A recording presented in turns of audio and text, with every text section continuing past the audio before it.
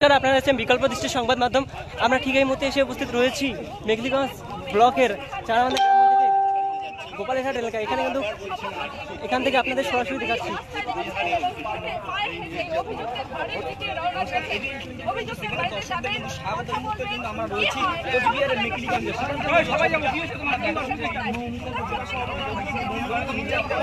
আবারও জানিয়ে রাখছি, আমরা ঠিক এই মুহূর্তে এসে উপস্থিত রয়েছি চারাবান্ধা গ্রাম পঞ্চায়েতের গোপালঘাট এলাকায়।